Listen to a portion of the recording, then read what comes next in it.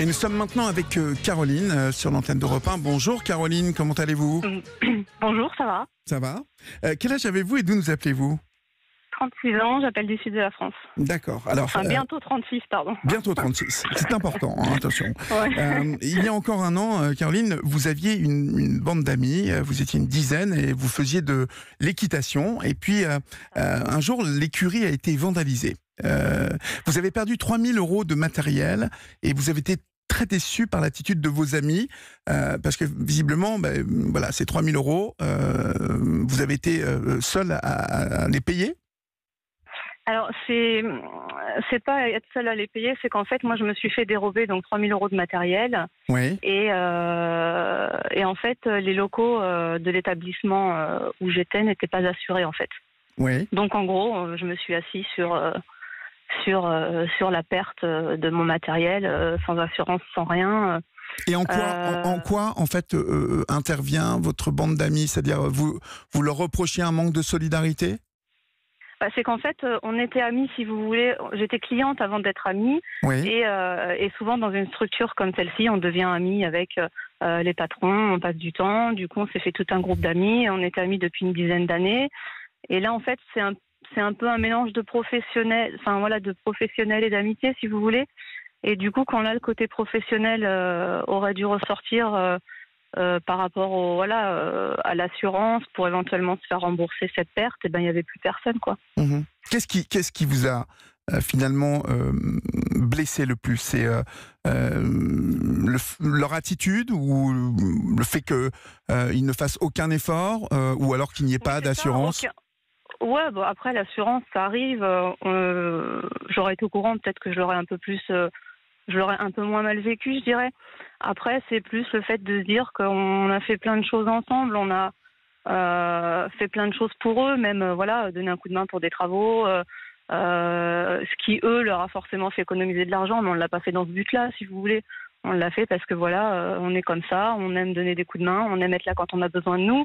Et le jour qu'il y a un coup dur comme ça, en fait, il n'y a plus personne. On vous dit, c'est comme ça, t'es pas contente, tu t'en vas, quoi. Mmh. Alors, vous avez écouté Saverio Tomasella, peut-être tout à l'heure, qui est psychanalyste et auteur d'un livre qui parle de ces amitiés qui nous transforment.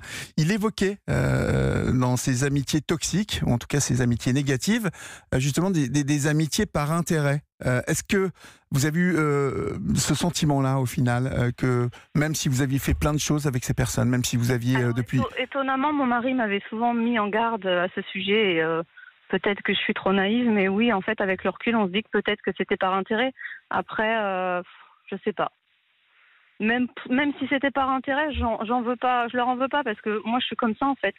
Mmh. Je suis comme ça. Cette histoire, mon amitié, je la donne à fond. Ouais, mais cette histoire, elle paraît je sais pas, je sens qu'elle vous a ébranlé beaucoup. Détruite.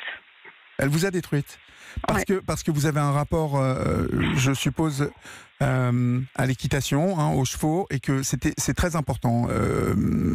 Parce que c'est une passion qu'on vit en groupe. Oui. Ouais. Et que cette histoire du jour au lendemain, en fait, elle vous casse. Oui. Je comprends, parce que là, on dépasse on dépasse l'amitié. Il y a cette amitié très forte qui se crée, mais qui se crée à travers les chevaux. Et je comprends combien vous avez dû vous sentir ébranlé. Je vais vous laisser reprendre un petit peu votre respiration et puis me tourner vers Saverio Tomasella. On entend combien Caroline a été ébranlée, docteur, par cette histoire que je sens vécue comme une trahison, et voilà. Est-ce qu'il y a cette notion justement que vous évoquiez tout à l'heure d'amitié avec intérêt, parce que finalement on a l'impression que les patrons de ce centre équestre, pour eux, Caroline n'était pas tout à fait une amie comme elle avait l'air de les considérer. Oui, effectivement, il y a des relations qui se font passer pour de l'amitié, qui peuvent être au contraire des relations intéressées. Et puis quand on s'en rend compte, parfois bien plus tard, on est extrêmement déçu, on peut même se sentir trahi. Et puis, il y a des qui sont plus superficielles que ce qu'on aimerait, mais ça ne se révèle qu'au moment où effectivement il y a une difficulté, notamment financière, une difficulté matérielle qui fait que tout d'un coup, les sentiments de véritable amitié n'étant pas là, c'est le matériel et le financier qui va prendre le dessus, et là encore on tombe de haut et ça fait très mal. Alors, Caroline, vous êtes toujours là ?